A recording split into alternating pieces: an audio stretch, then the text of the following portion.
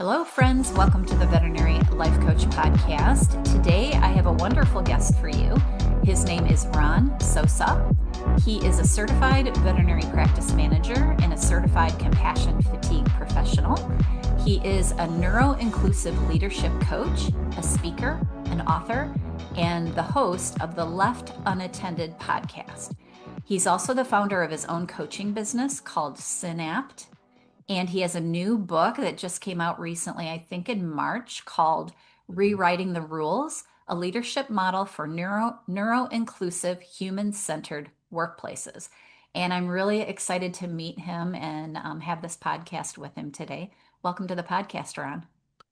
Thanks so much, Julia. It's a pleasure to be here, especially with a fellow coach. And I think we've got so much in common, and I'm excited to be here. So thank you. Yeah, and vet med. We're both lovers Yeah, of veterinarians and veterinary medicine, right? 100%. It's been a real passion for the last 24 years. Yeah, yeah, and me longer. I've been in it 30, over 35, I guess now. So, makes me feel really old. I know. Anyway, my first question to all my guests is to tell Mm, me their veterinary story. So, can you start from wherever you want to start and just tell us how yeah. you got into this lovely business? Yeah, I fell into vet med early in my life. I if you remember the days of Craigslist, I answered an ad on Craigslist for a customer service job because I dropped out of college the first go around. I was going for computer science, and I entered an ad on Craigslist, and I wound up being a CSR at a corporate practice for a couple years. And then I feel like what happens in vet med is, oh, you're a guy, you're tall. Can you help me reach something in the top, or can you help hold a pet? And so I became an on-the-job trained assistant. And then again, what happens in vet med, you become good at a process, and it's like, oh, do you want to be our inventory manager? Do you want to figure out how to use our PIM systems? Because I was really good at systems. And then somehow I went into management, and then somehow I wound up getting an opportunity to buy into a practice, and we grew that from one to three practices, a pet resort, and two retail stores, and Wow, then sold that in 2021 and been in learning and development and coaching kind of ever since. that's awesome. So it was accidental. 100% accidental, but I don't think I would trade it any other way. It's like I just fell in love with the field. I think that there's something amazing about the what I call the puzzle of medicine, but also like the puzzle of human interaction and like social interaction and the, I don't know, just the human puzzle is just fascinating to me. Yeah, and I think it's special in veterinary medicine because of all the emotion involved Yeah. with what we do and then the clients. It's hmm different than human medicine in a lot of ways. Yeah. And I don't know about you, but I've seen that journey for myself, like change over time, where I was like very much the advocate for the pet and like I call it like the immaturity of my medical brain early on. It's like you have to do gold standard and and that arc has really swung to the other side of the pendulum of like I really care about the client and I really want to make sure they understand and they can self-advocate for their own pet. And so I've really swung the other way to help them help their pet, right? I'm not helping their pet. Like I'm just Right. helping them help their pet. So Yeah, and I it's love a that. different way of thinking because if you're advocating for the pet against the owner, Yeah, it doesn't work. it And doesn't so I work. And I think see that's it a hard happens way too lesson. often. Yeah, I think that's a hard lesson for veterinarians to learn, though. I don't think they teach us that in veterinary school that, our Yeah, real job is to help the people yeah. deal with their pet rather than the other way around. And I think that creates some of the pain within our profession. Yeah, there was Jessica Vogelsang said something on a talk or lecture presentation that she gave years ago, and she talked about how the veterinary professional needs to be the Gandalf, like in the Lord of the Rings movie. They need to be the Gandalf and not the Yeah. Frodo. And it was such a like light bulb moment for me to realize like, oh, I really need to just be the sage in the situation and help advocate for the pet by educating the owner. And it's not up to us how the ring gets to Mordor, so to speak. Right, right. Yeah. And I think we originally thought that it was our job, Yeah, and it really isn't. yeah. So tell me a little bit about how the leadership. kind of evolved for you? Because I really love leadership and it's one of my favorite Mhm. topics. So tell me how that evolved as you were kind of climbing the ladder of vet med. Yeah, I think it's probably a familiar story of, being in the workplace and really wishing I had the leader that I wanted to have, right? Like we see it on Facebook groups all the time, like, oh, I have this terrible leader, I have this amazing manager, I have this amazing boss, amazing leader, and it's like, oh, I want that, right? I've always wanted that. And in my career, I didn't get to have that. And so when I had the opportunity to implement systems to then lead teams, I was like, I want to be that person for someone else. Others, yeah. And unfortunately, what happened was I had this moment where I yelled at my team, and I'll never forget it, right? Like I came in, I was Only having a once? really once it was enough for me in a really dramatic way. Like I was having a really personal issue with my father's medical health, and I walked back into the practice after being outside on the phone. And as it happens, I'm a practice manager of this location, and I had like three or four questions coming at me all at the same time, and I just erupted. Lost And it, I'll huh? never forget the look on people's faces, and like I could part the hospital. If I walked around, people just looked away and moved away from me. And it was the Scattered. most awful feeling of my career. And I was like, I never want to do that again. And at the same time, I was having relationship issues. And so my now husband at the time said, you either go to anger management or we're done. And I was like, okay, I'm having the same problem at work. I'm having the same problem at home. And Sounds long.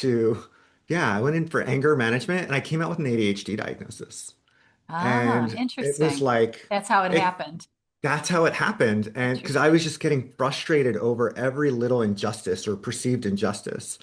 And so I like to say I came out of that moment with like half of life's handbook of like, okay, this is what's going on with me. I can understand myself a little bit better. I can navigate the world and understand a little bit better.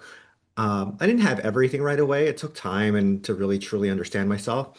And it wasn't until kind of later in my leadership career, I got my autism diagnosis and it was like everything completely changed. And that's where I went really heavy into leadership and advocating to help people understand what high masking is, to make them understand or help leaders through that because they don't have to fall through those pitfalls. We don't have to get so upset with our teams. We don't have to, feel like we're failing all of the time and make it look like we're cool, calm, and collected on the surface.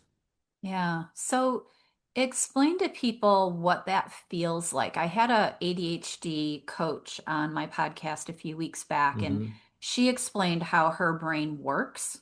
Yeah. Can you help people understand how your brain works differently or the same as other people, that makes it unusual or divergent, I guess. I don't know what the right Yeah. terminology is.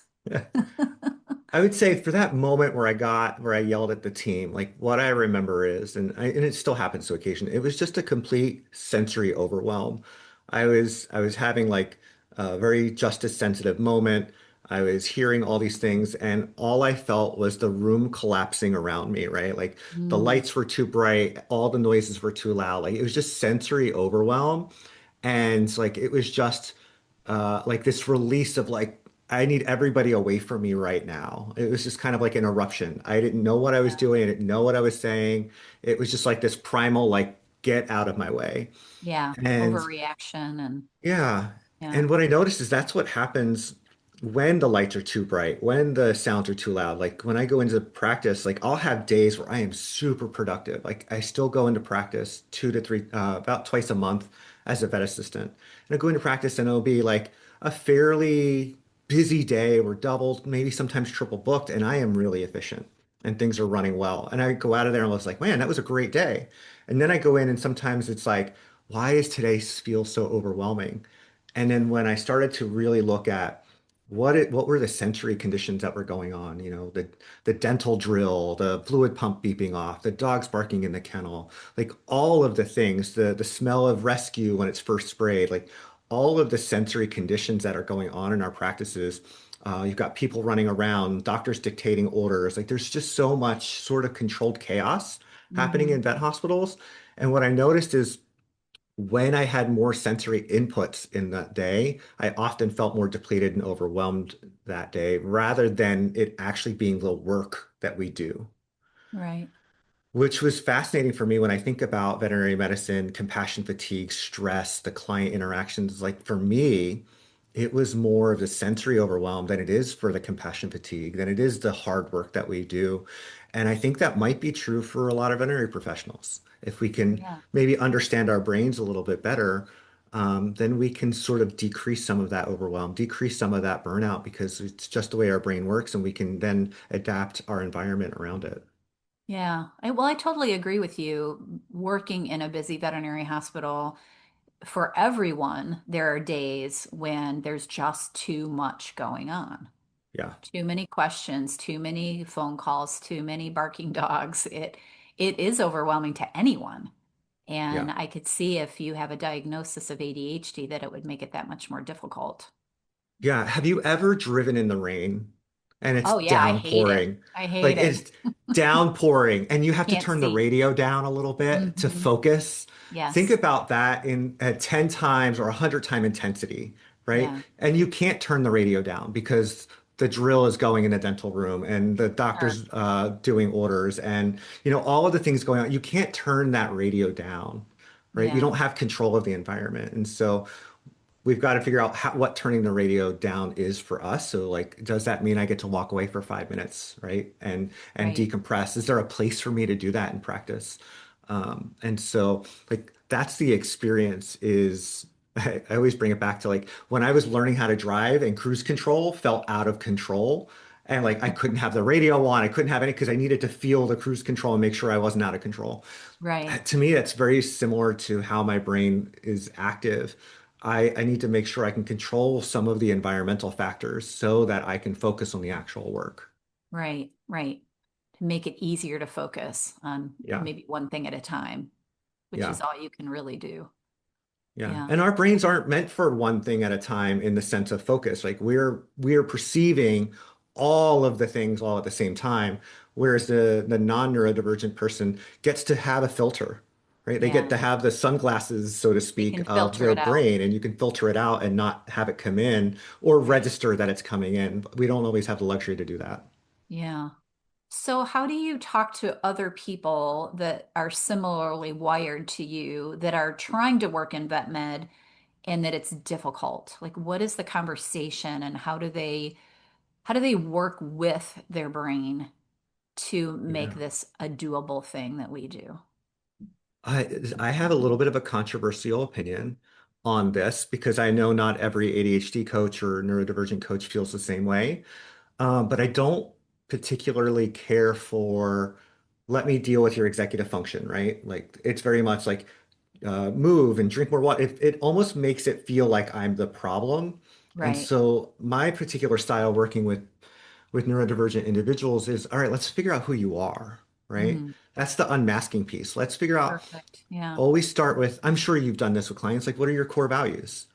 But the twist on that for me is let's dig into those core values. Which ones are based out of fear? Which ones are based out of seeking validation or seeking praise? Because we know statistically that we have grown up with 7 to 10 times more negative feedback in our lives than the neurotypical person.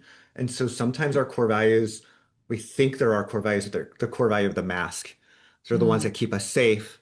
It keeps us from failure, from fear, of humiliation. It keeps us seeking praise in the way that we received it, whether or not that's how we like to operate. And if we Right. can figure that out, then things start to get better. We relate everything back to core values, which I'm sure you're familiar with. We talk about how do we know, I'm sorry, how do we regulate emotions when we go through emotional dysregulation? Because it's not a matter of if, it's a matter of when. We will emotionally dysregulate. And in practice and in the workplace, it's not always productive and people don't always understand it. So I help decrease the intensity and frequency of emotional dysregulation in the workplace. And then I really do a lot of work, which might be similar to you, is cognitive diffusion of our thoughts, right? Like, Mm. can we create an avatar of the inner critic? can we create different ways to diffuse our thoughts from our own identity? And that is to me the unmasking piece of finding the identity underneath is a neutral being. We're not seeking positivity, we're not seeking happiness, we're not seeking negativity or sadness. Like we're a neutral being and we have thoughts all over the place. But if we can diffuse that from our identity, we get to figure out who we are and who we want to be. I love that. I always think that's the first step in any change is getting to know yourself, Yeah. especially when you're working with a coach or even a therapist, just understanding what's going on in your brain and that a lot of that is normal human brain function. Hmm. We have a tendency to think that we're all so unusual, but we're Yeah. really very similar to each other. And then just understanding that you can work with that in Yeah. order to feel better and do better and manage your expectations of the outside Yeah. world. And it cuts down on the blame and shame that we do in our heads all day long. Yeah. Yeah.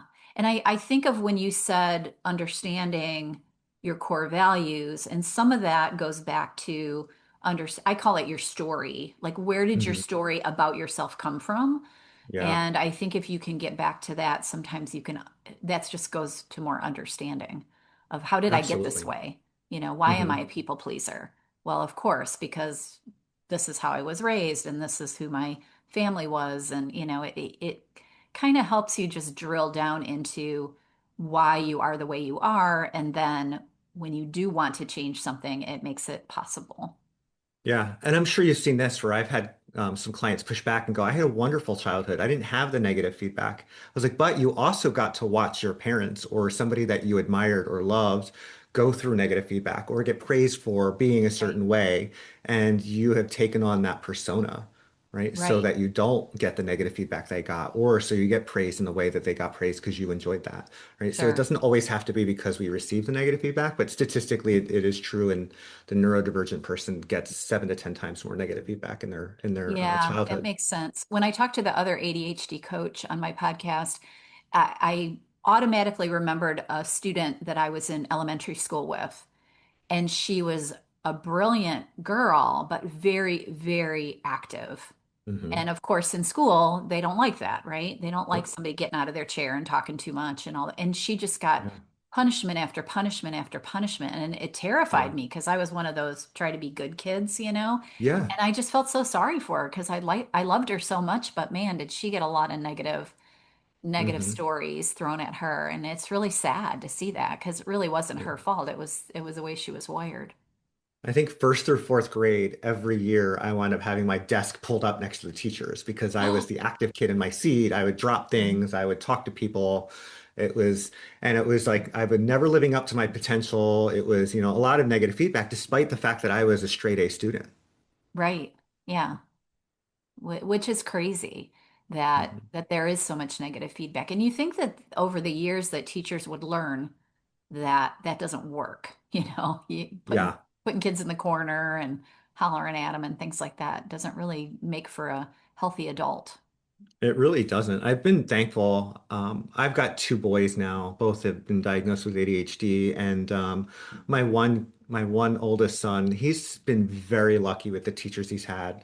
They have been very like, here's our sensory box. Like, here's what we can do. He's extremely disorganized in his desk, and they really help him navigate that rather than shaming and blaming him, which That's has been awesome. phenomenal. Yeah. Yeah, yeah.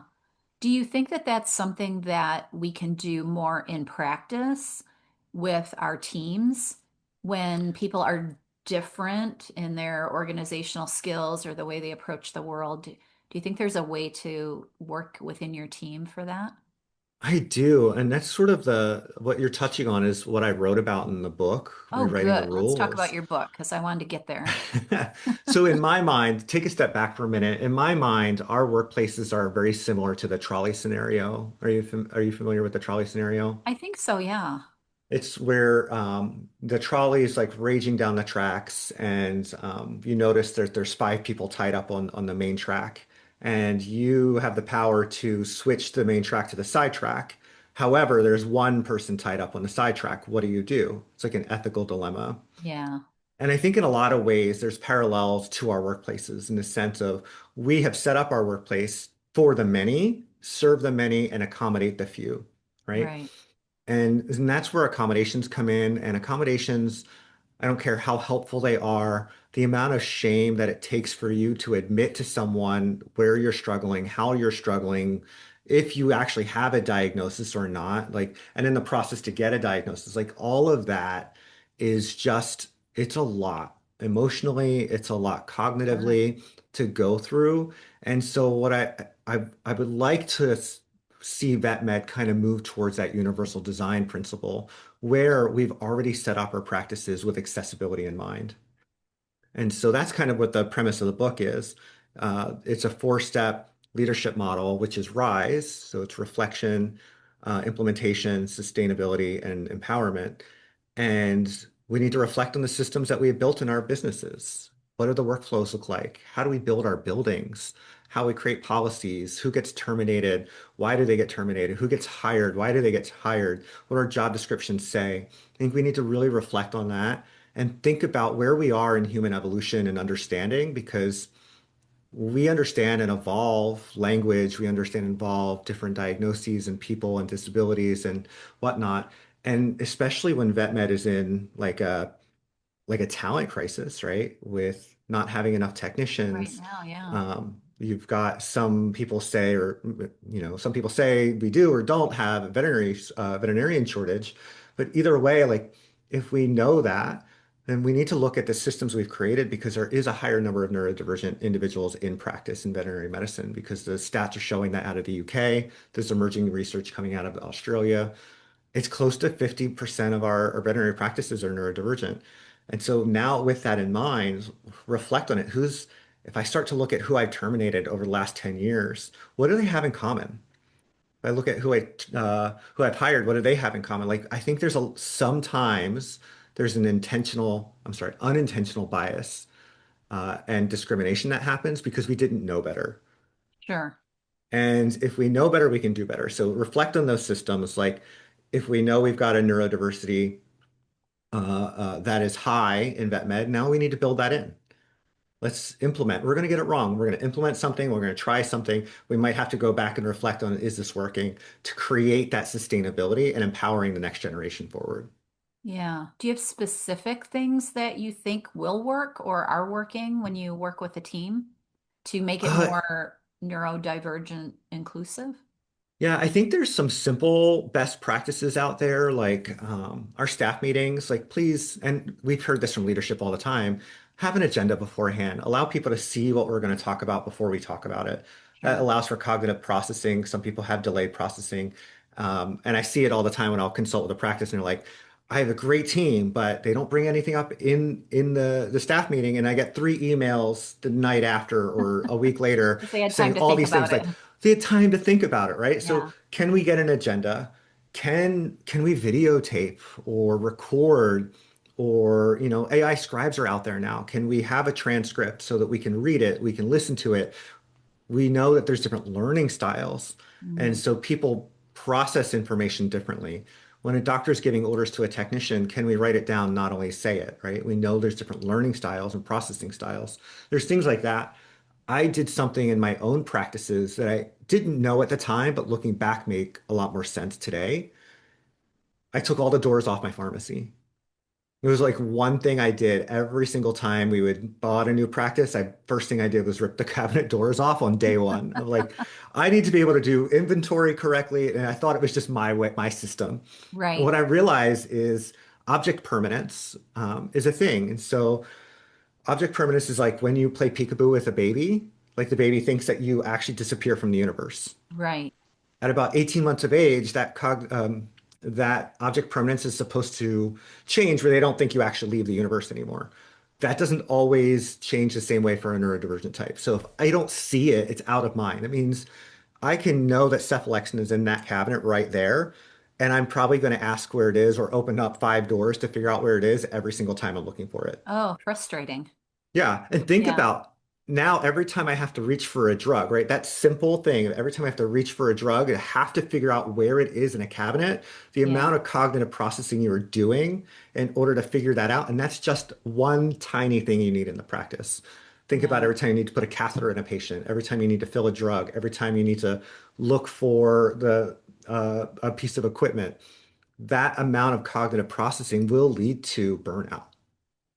That's fascinating. I mean, in my pharmacy, the shelves were already open, so I guess it just didn't occur to me. But it Yeah. is fascinating that, having things out and easily accessible to see is going to be more efficient.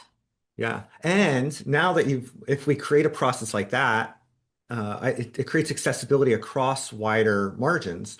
We have a relief veterinarian coming in. They know exactly what we have because they can look up and Sure. not have to search our pharmacy. We've Right. got a rude technician coming in. We've got a brand new hire coming in. They now know where things are at a quick glance rather than searching through Right. doors and Yeah. drawers. And it wastes time opening all those cupboards and drawers and doors and Yeah.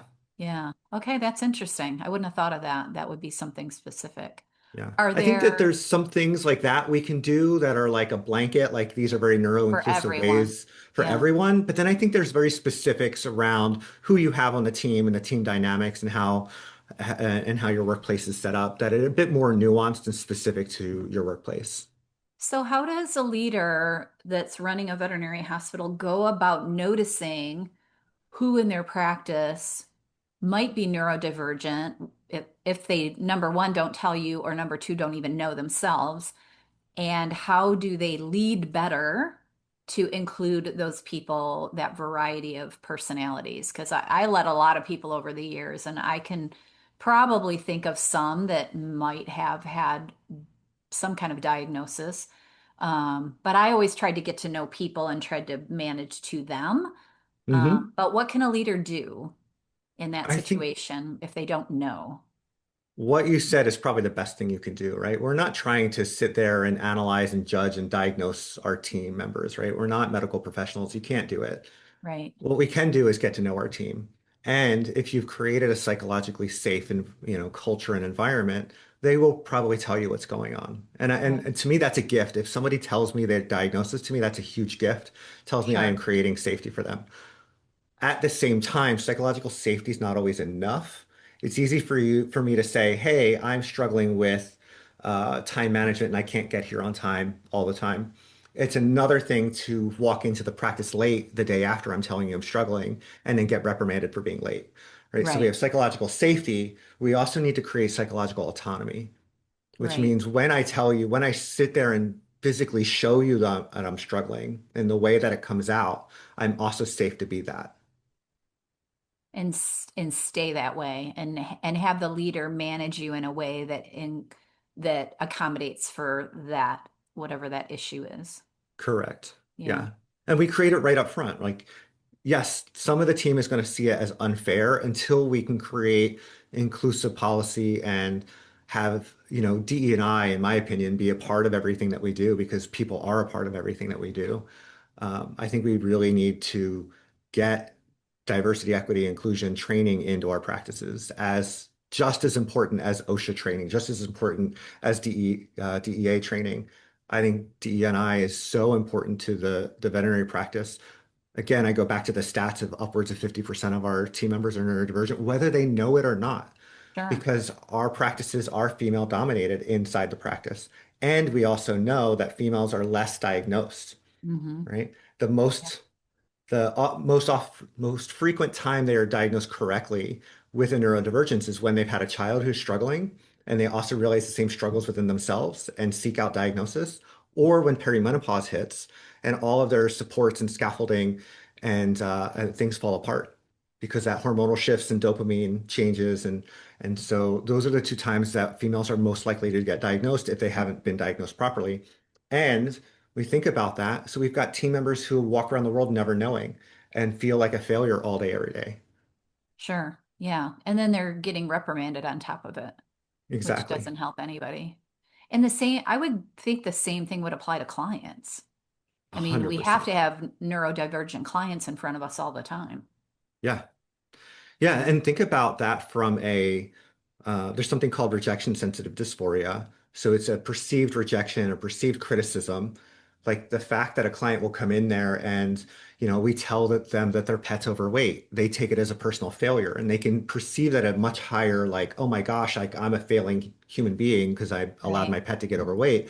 They didn't hear anything else that you talked to them in the exam room because they're just sitting there in their own Right. shame of my dog is fat. And they're all freaked out. Right. Yeah. And then when we get upset because there's no compliance for the dog's allergies or the dog's, whatever, and they're calling you the day after, or texting you the day after, going, what do I do again? I don't know. Because they Yeah. were sitting in this rejection moment and didn't hear anything after the dog was fat. And I Yeah. see it all the time. Right. And so just as a veterinarian or a technician or wherever you are in that hospital, just knowing that that's a possibility can Yeah. help you understand clients better and do better when it comes to those kind of things. Yeah, I think Yeah. so. Like I think with the training I've had, I've done a lot of body language, training. I've done a lot of like reading on body language, going to trainings, going to continuing education because it didn't ever come naturally to me. It's a skill I had to develop. And now I'm so hyper aware with clients that it's like my superpower when I go into the exam room is I help clients come down from that and go, how can I support you in the moment that you're at? What do you need to be? What do I need to send you home with? What do you want repeated? How can I support you in this moment? And I feel like that's where I really excelled in practice now is talking to clients. And it's the same thing in the coaching, right? Like and I'm sure you see this, what your body is doing is vastly different. So sometimes what you're saying. Sure. Yeah, absolutely. And I think just being perceptive enough to notice that and open to it. And I think sometimes as veterinarians, we're on this hamster wheel of the next client, the next client, the next client, that we forget that nuance is really a huge part, a huge piece Yeah. of what we're supposed to be doing to help the client is understanding what they need in the moment. Yeah, And your team I as agree. well. Hmm. Yeah, your team as well is reading them. So tell me a little bit more about something that you think is important from the book, that when we read your book, we will get out of it as leaders. Yeah, I think that there's the biggest thing that I see is for people who don't understand and may read the book and they realize like, but and I hear this all the time in conferences when I speak about the book. But what if all of my team, and I've got a team of 25, what if they all need a 5-minute break and need a sensory reset? And I'm like, okay, what if they do? Yeah, let's Like, just all have one together. right? Like, why can't we start building our businesses around human beings, right? Right. So it's not about getting upset with somebody because they're late all the time. It's not about getting upset with someone because they need a 5-minute break. And I equate this, and I wrote it in the book, and it's a little bit of a shocker, but I say it to people when they ask me those questions. Do you get upset with somebody in a wheelchair because they get to sit down all day? Yeah, that's a good way to Because put it. that's what you're saying is like somebody who can't like cognitively Physically. process time and you're frustrated when they come in 5 minutes late. Right. Yeah. So it's So how it's do you explain that to the rest of your team? Because I've had this issue with a few people mhm. is you don't want to fire them over that because they're such good employees, but they Yeah. constantly are late and it ticks everyone else off. So how do you Yeah. have that conversation to get everybody to be like, oh, okay, this is a real thing that we have to accommodate for that's not convenient for the rest of the team, Yeah. right? I think that's the real battle of education in this space because we've never really talked about neurodiversity in veterinary medicine before. Right. That's the upward battle. How do I get the team to understand? How do I get the leaders of the practices to understand? So when they do, the team gets it. I think that's why I go back to the DE&I awareness and understanding and going to conferences that have neurodiversity in their tracks. Going to those things when you don't know about it is so eye-opening and important to understand. Um, for the individual who's late all the time, I think there's a combination of different ways to handle that. I've coached anyone from, or even a practice owner. So I had a practice owner and their lead CSR, so frustrated with the lead CSR because she would come in 5, 10 minutes late every single day. And so we're on this call, and I had asked him, what happens when she's 10 minutes late? Well, nothing. So, okay, so if there's no importance to coming in at 8:10 versus coming at 8 o'clock, except for the perception for the rest of your team, why does it matter? Right. Right? Yeah. If we can't answer that question, then and I think people are rebellious, and as human nature, we're going to push against the rules a little bit. And so if Sure. 8:08 nothing happens, if 8:10 nothing happens, Right. 8:15 something happens. So I'm going to keep back at 8:10. Right. Like, I think naming the importance of why being on time is important, right? The clients get impacted. But do they? Like, if we have five technicians show up and three CSRs and one person is out late, doesn't really impact very much. It's perception of we need to be on time.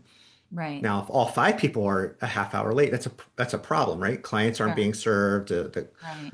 whatnot. So we Things just aren't need to happening. name the impact. Like, what is the importance?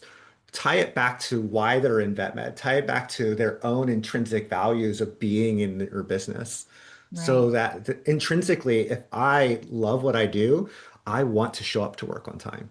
Right. Right? It's like dating. When I want to date someone, I am going to make sure I have the time for a date, right? Like I'm going to make sure I have that time. Right. But our brains are very wired to that interest. Like if I have an interest in what I'm doing, I'm probably going to show up on time. Yeah. Yeah. So making it, giving a good reason, or like you go back to that core value statement, Yeah. would help in those situations, coach somebody through that. Yeah. If it's definitely something part of their core values, if it's something like, why did you get into the veterinary medicine? Like tie it back into that. We tie it back to something that's important and meaningful to them. And then I've watched people, and sometimes they're still late, but I've watched it reverse a little bit where it's like, Get oh, I better. need to be on time because this is really important to me. There's a good reason. Yeah. To try to Yeah. change. I love that. So tell me what you think should happen in the big veterinary medicine. Like, what are we trying to, and this is probably a question that you've already answered, but what are we trying to do as a profession to improve everybody's well-being? Yeah. Because I know Uh, you and I are working on that, right? Yeah, I there's definitely lots of angles to go at that question on, and I would go at it from the fear-free perspective. Like we've done a really good job, or fear-free has done a really good job to look through the eyes of a dog or a cat or an animal coming into your practice and understanding their experience, right? And when Mm-hmm. you're anxious, here's these options. And when you're upset, here are these options. And here's how we make it a more pleasant experience to come into our practices. But how many have done that for our team members? Yeah, that's a good way to think about it, for sure. Yeah.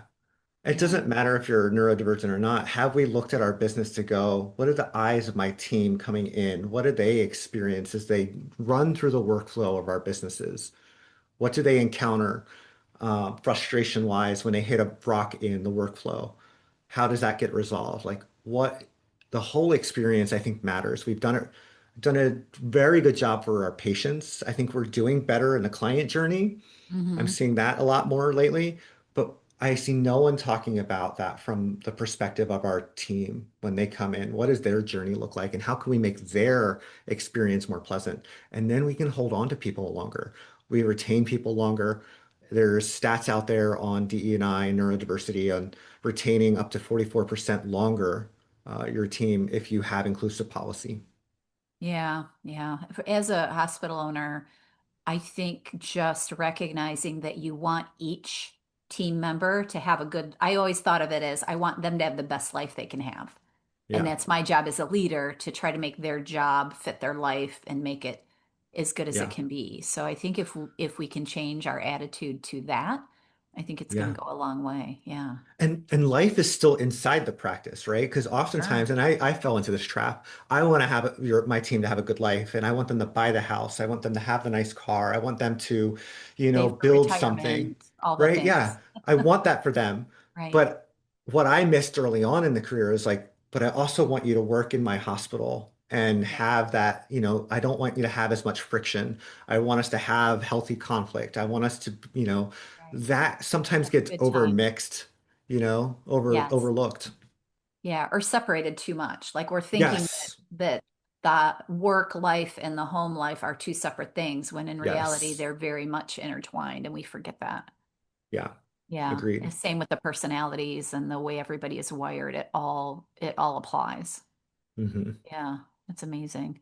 So what have I not asked you that I should have before we have to start wrapping this up? What did I miss? Oh, goodness. I think we touched on a lot. Um, I think the one thing that I would probably talk about is conflict in practice. Like, I think Mm, that's the one thing I talk about conflict a lot in the conferences, but it comes up in neurodiversity a lot because there's a lot of emotional dysregulation that will happen. Either perceived injustice with like, I don't agree with how the patient was treated. I don't agree with how the client's compliance. I don't agree with the policies and procedures of the business. Conflict happens all over. And for neurodivergent individuals, we see emotional dysregulation happen more intensely and more frequently.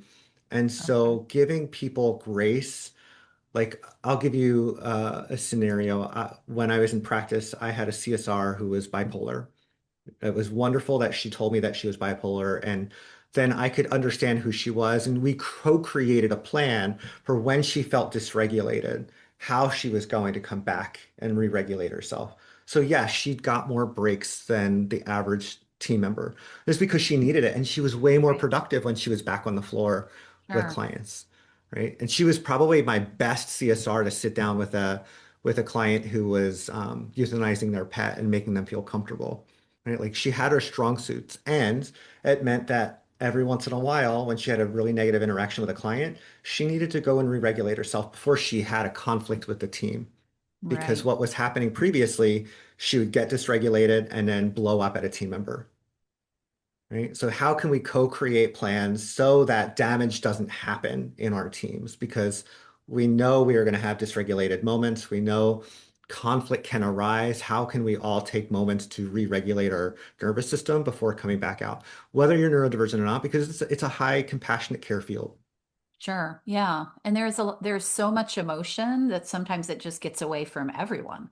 Yeah. Yeah. And so I think what I thought when you were saying all that is there's a big part of us that has to be forgiving of Yes. others that are dysregulated or that go over and don't conduct themselves in the best way in the moment and be able to Yeah. forgive that.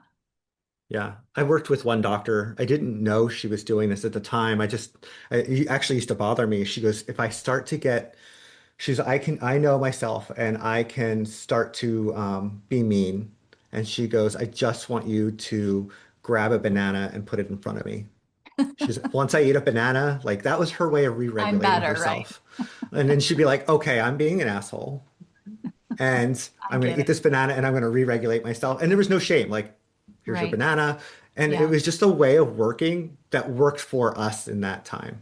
Right, right. Well, and just her being able to know that about herself and allowing others to know that about herself, Yeah. you know. And feeling safe enough to say that with the team that she worked Sure. with. Yeah, and it's difficult if you're the leader for other people that are around you to call you out on your own BS, right? Yeah.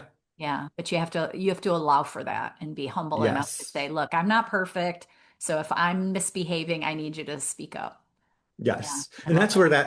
that's to me where that really important piece of psychological autonomy comes from. Because we can say this is how we struggle, but when Sure. we actually act upon it, we need to also be safe. Yeah, I love that. Well, that's a huge thing to end on, I think, is Yeah. making safety in your practice. Hmm. That's great. So tell everyone where they can find out more about you, read your book, tell me all the things so people can look you up. Yeah, from a social media standpoint, I'm the most active on LinkedIn. Okay. And then from anywhere else, I think my website is probably the best place to find the book. I've got a workbook on how I coach with clients, lots of speaking, lots of blogs, lots of information there. And that's Syn-Apt. It's syn-apt.me. And that's probably the best place to find information about me. Well, this has been really a fun conversation. It went by really Same. fast, and I think you got a lot of really good information out there that people need to hear. And I'm excited about your work and continuing to see what you do and interact and get to know you more. Yeah. Thank you It's been again for really having me. I fun. appreciate it. Yeah, it's been great. Everybody, this is Ron Sosa. So look him up and ask him all the questions because he's got a lot of information to share. And you'll probably see him at some conferences, I'm guessing, because that's one of the things you've been doing, correct? Yep. I'm Yeah. going to be just in a couple days. I'll be at Rose City Vet Conference speaking on neurodiversity and conflict. Awesome. That's great. Oh, Yeah. I love conflict is one of my favorite subjects. So maybe we'll come back and talk about that. You and I can talk Okay. about, we can spend an hour talking about conflict resolution because that's one of my favorite subjects. So, well, thank you so much, Same. Ron. I really appreciate it. Yeah. Thank you. All right, everybody. Have a beautiful week. Bye. Bye, Ron. Bye.